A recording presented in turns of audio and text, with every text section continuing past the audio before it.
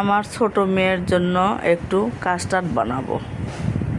মেয়েটা আমার দুধ খেতেই চায় না, যাও একটু খায়, খেলে ওর পেট খারাপ হয়ে যায়, যার কারণে দুধ খাওয়াইতেই পারি না।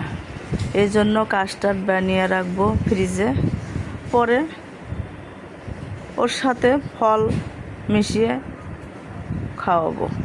ঠান্ডাটা খেলে হয়তো বা পেটের সমস্যা হবে না। কি আর করব, ছোট মেয়ে এত অসুস্থ থাকে, ওর জন্য সব সময় অনেক চিন্তায় থাকি। আমার কাস্টার্ড বানানোর ফুল রেসিপিটা দেখবেন কিভাবে বানায়।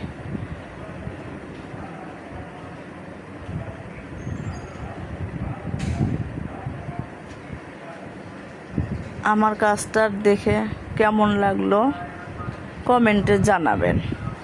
Custard ready.